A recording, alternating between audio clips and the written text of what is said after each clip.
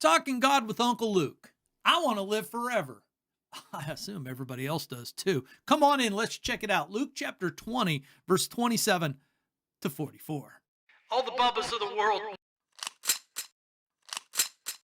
we got one mission in mind.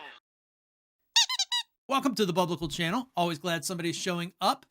We try to keep it real simple here at the Biblical Channel. We are absolutely convinced that human beings that God created need good stories. And the Bible is nothing but good stories. It's all good stories. It's only the funsuckers that have come along and tried to make it seem like the Bible is not what it actually is. And that's a bunch of fun stories that help us to shape our lives and give meaning to our lives and give us real answers to the real problems that we really do have. The Bible's the only one that can have fun with us and be serious with us at the same time. And we can take it seriously and have fun at the same time too. So read your Bible, say your prayers, get together, talk God. That's what we're all about. We live in a world full of bullshit. So we're trying to get away from the bullshit and onto the holy shit so that we can start shooting the shit with others and get it right, man. So that we can, say things like the Lord's Prayer, Father, hallowed be your name, your kingdom come, give us our daily bread, forgive us as we forgive, lead us not into temptation. So we can say that with confidence and gusto so that it motivates us and it kind of straightens us out and we're like, yeah, buddy, that's the point. Hey, we're just a bunch of hillbillies here. We're just a bunch of bubbas, and to all the bubbas of the world. Let's dive into the next section that Uncle Luke is taking us to in this grand story that Uncle Luke is telling us. As always, all of the apostles, all of the prophets should be seen as our kin because God has brought us into the family. And so these are the trustworthy people. These are the fun people that we sit down and listen to for good stories that shape our lives, just like we would family. So Uncle Luke, man, Uncle Peter, Uncle James, Uncle, Matthew, you name it. I don't think these guys got it wrong. I really don't. That's just where I come from. So if they got it right, then that means Jesus is who he says he is.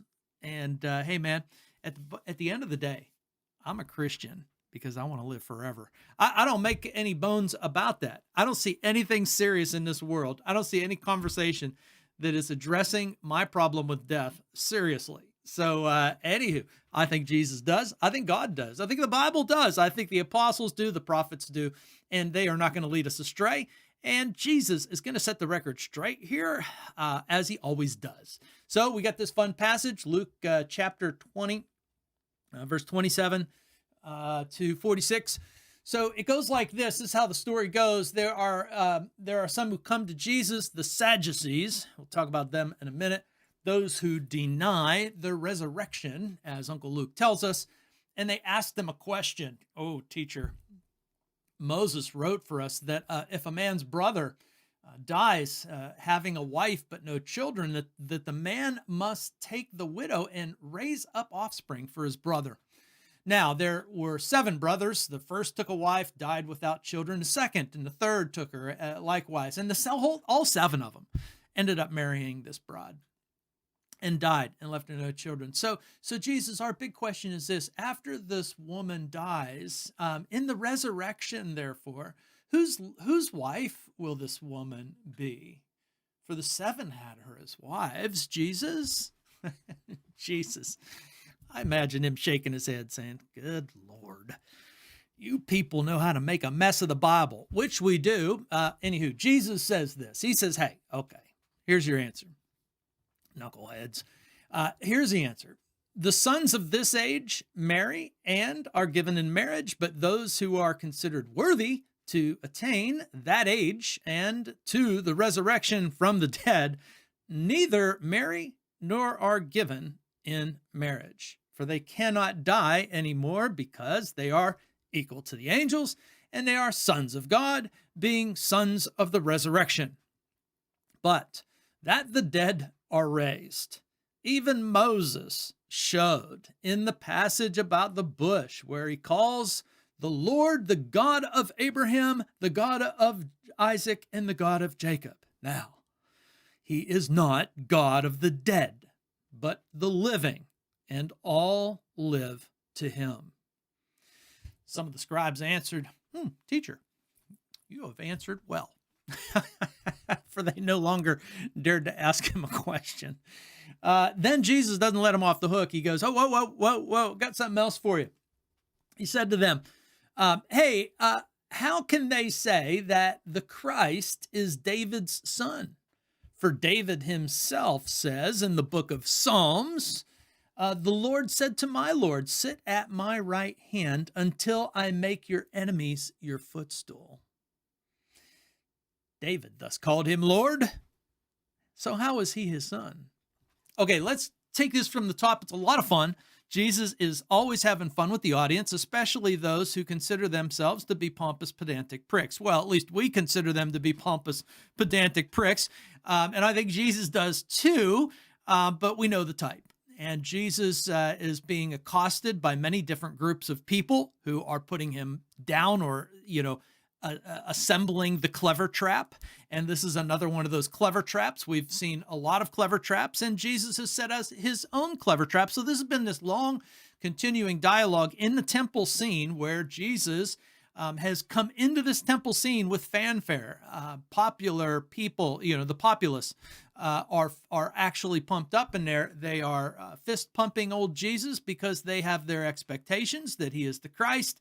And as the Christ, they expect him to do what David has always done, and that is, sack the enemy. The enemy here is Rome.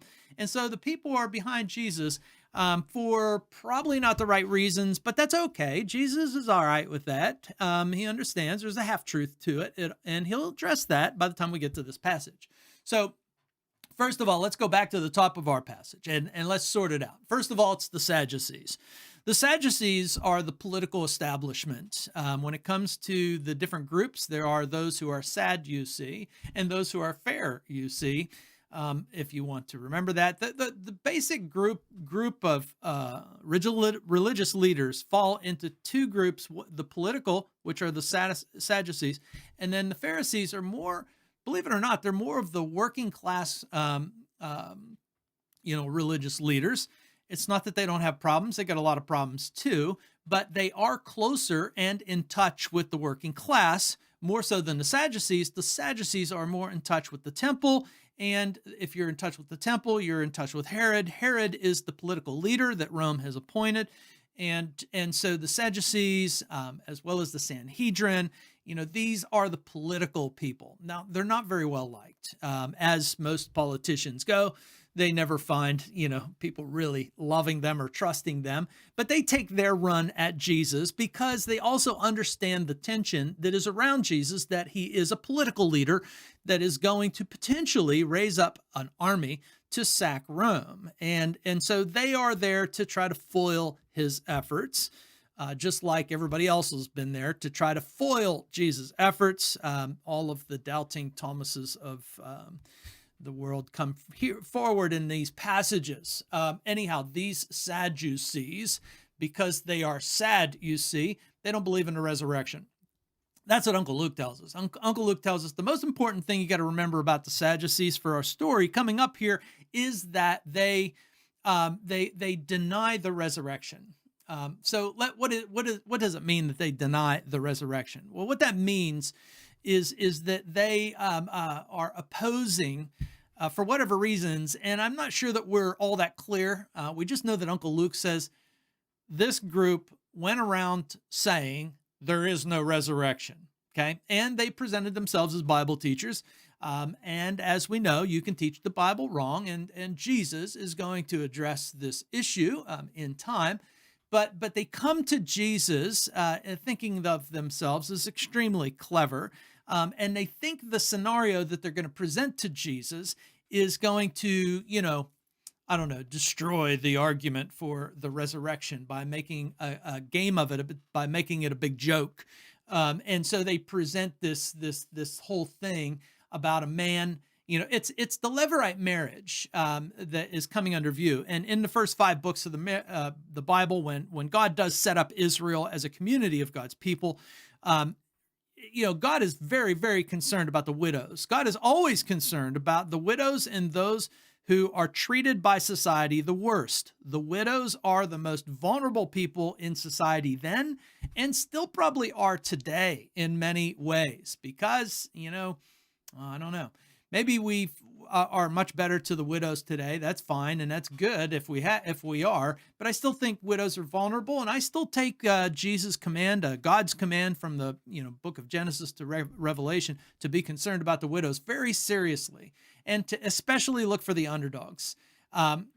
And to look out for the underdogs. So this has been one of God's big concerns, is the widow. And so in the development of Israel, God established that a widow would not lose her place in society by protecting her through the marriage of a younger brother or another brother in the family, so that she did not lose her inheritance. That's what it's all about. Okay. So what the Sadducees are doing here is they are, making fun of something that is very serious to God, and that is taking care of the widows. That's what it was. But they're making fun of it because they don't, for whatever reason, they don't believe in the resurrection.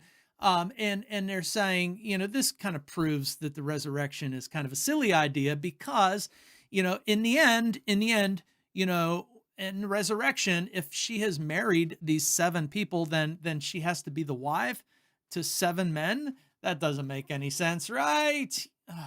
And honestly, I think that Jesus has to be shaking his head and saying, it is amazing how poorly God's word can be handled. And I think as human beings, we've got to recognize that the Bible can be handled poorly. Jesus, God, the Bible, addresses this reality in nth degrees, that the Bible can be handled poorly. If God takes a risk, it's just that he gets his word out there. He makes a story out of history.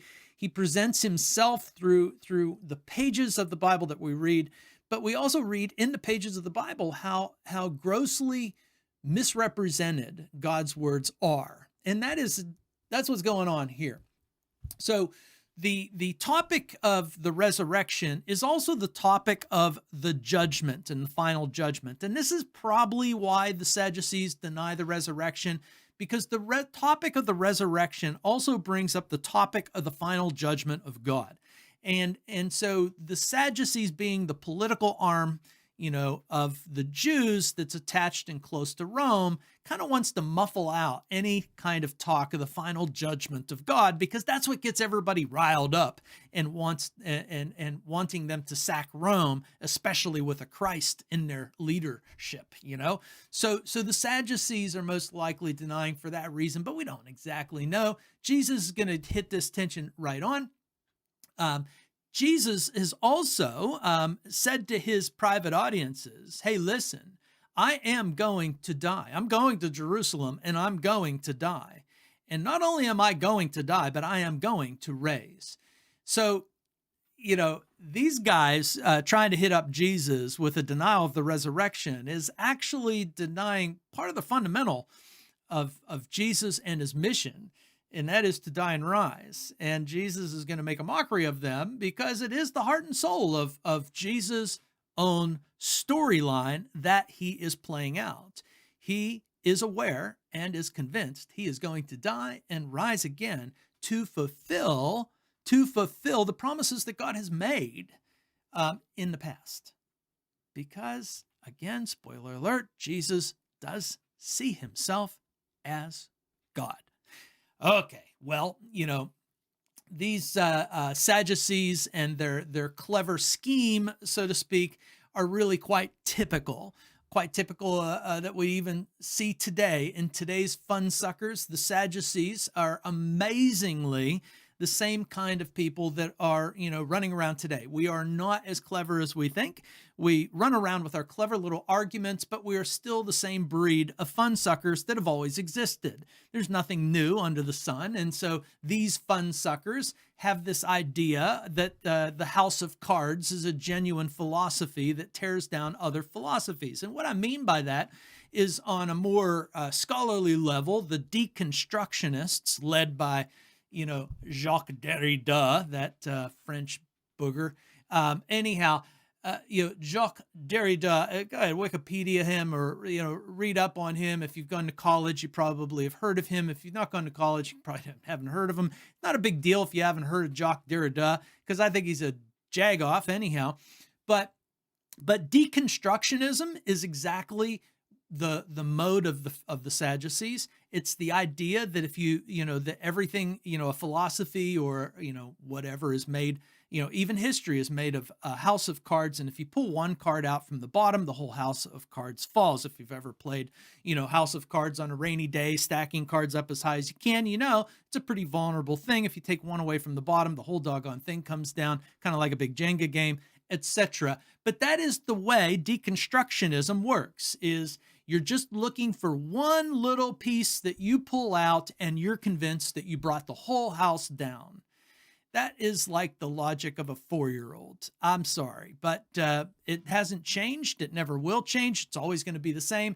And I do believe we live in a society right now of deconstructionism that, is quite convinced that the only thing you have to do to make yourself a genius in society is to be able to tear something down with one little, quip or one little stupid phrase or cliche or whatever. You don't have to have the whole, you don't have to, listen to somebody in the entirety of their argument. You just have to find the one thing you don't like.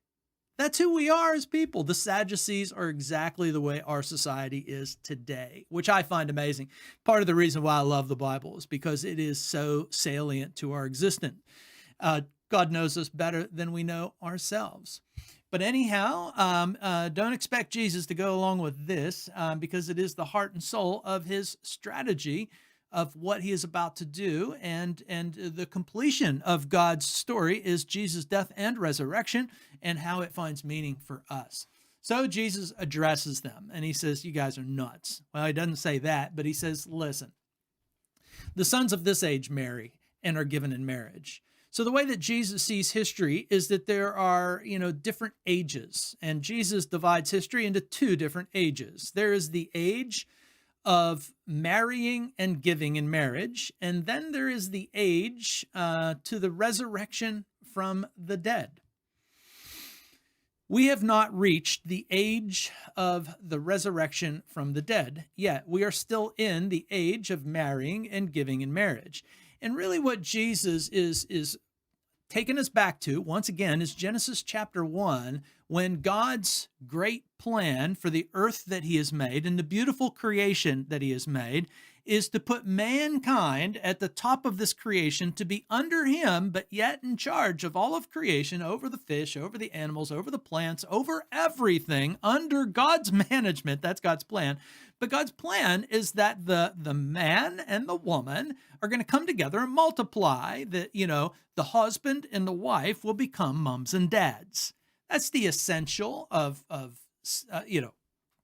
God's, big plan. It's a good plan. It's a plan that, it's very rational, it's very natural.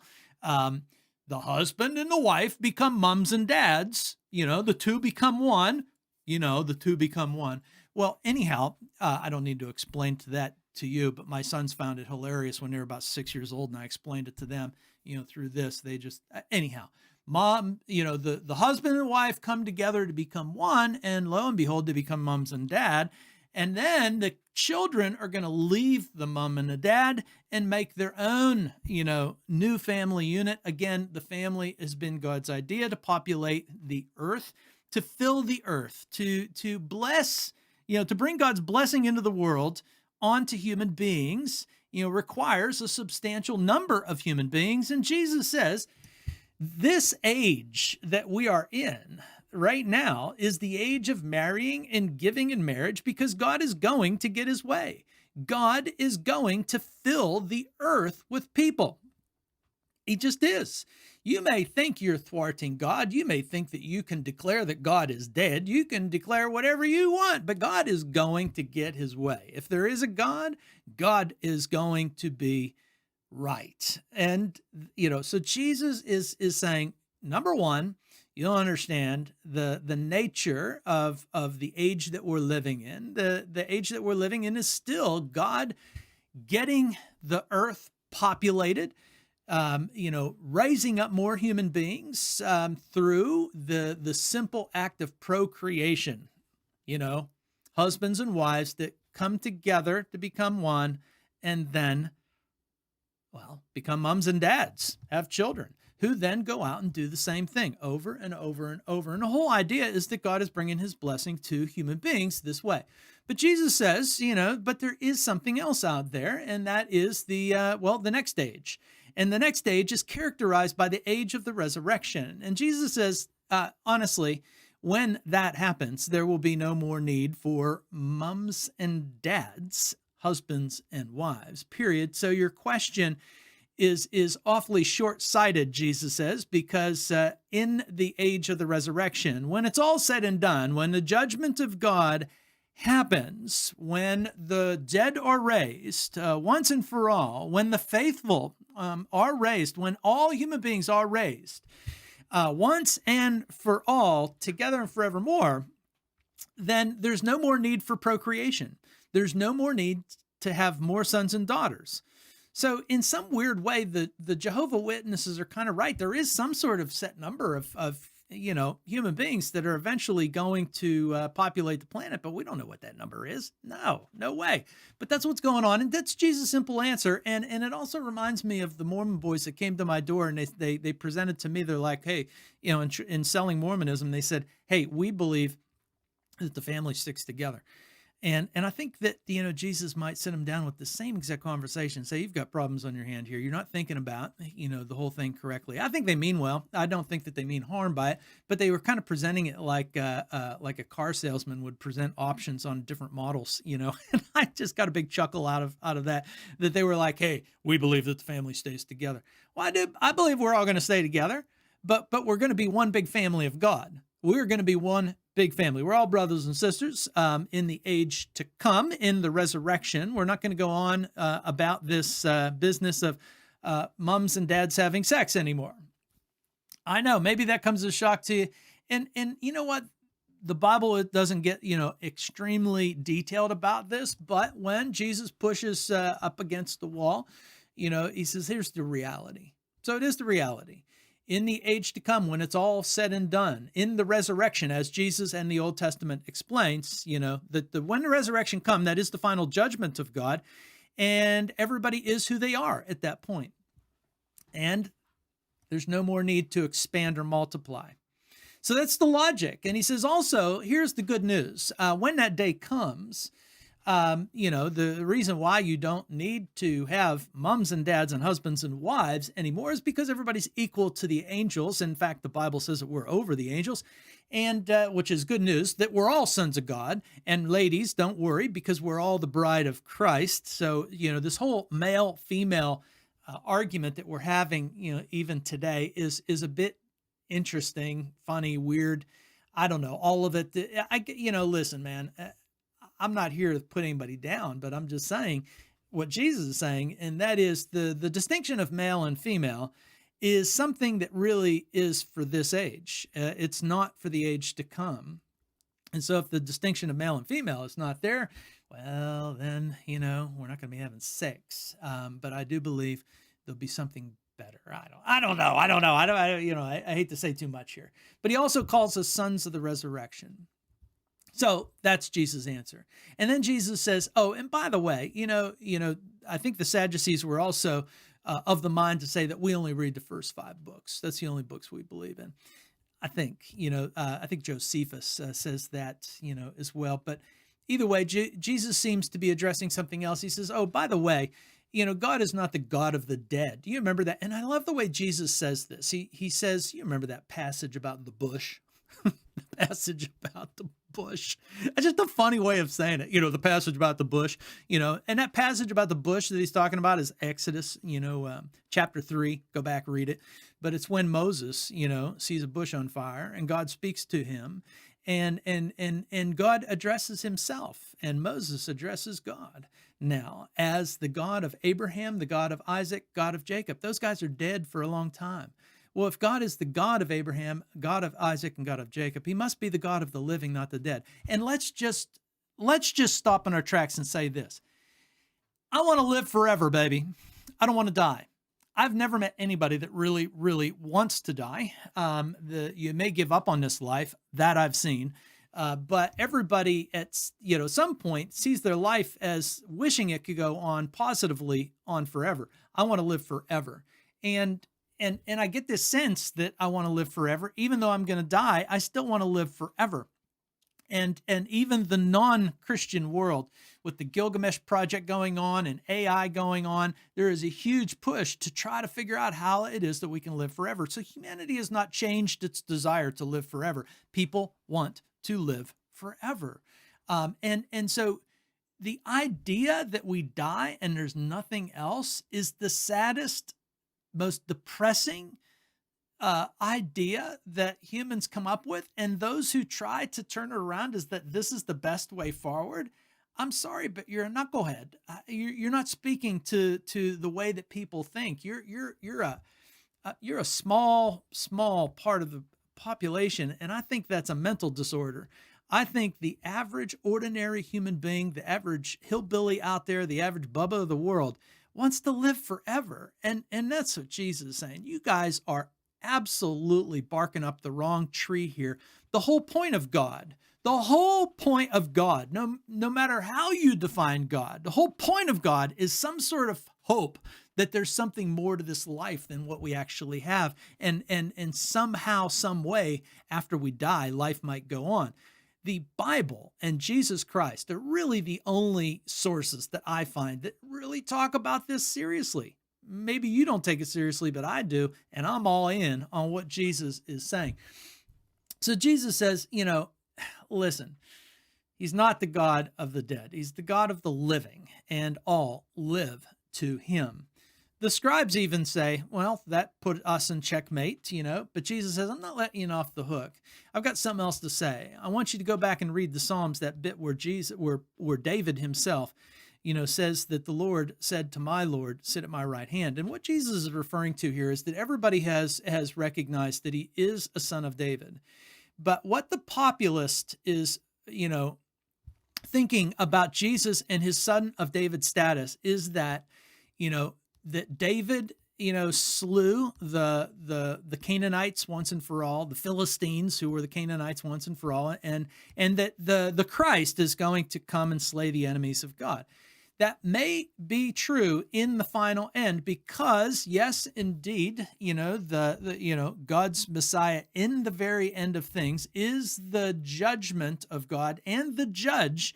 And Jesus is trying to bring up this point when he says this about this verse in the Psalms. He says, listen, David is chump change.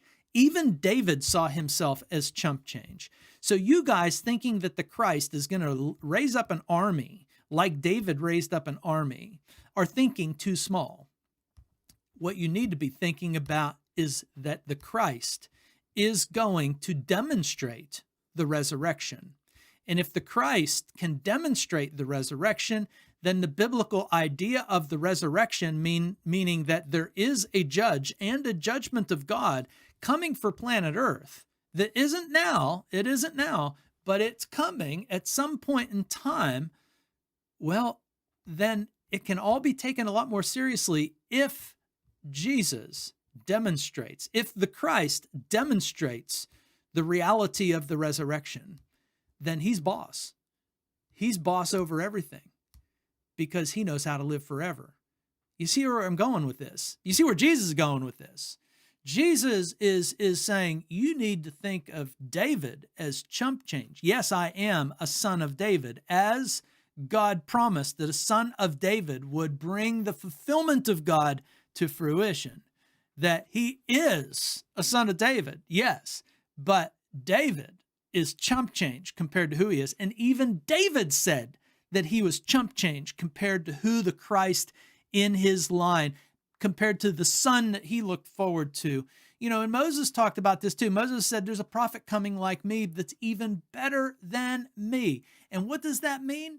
It means that the one who God has promised to come, the one that Moses looked forward to, the one that David looked forward to, is not just Lord over Israel, but a Lord of the earth.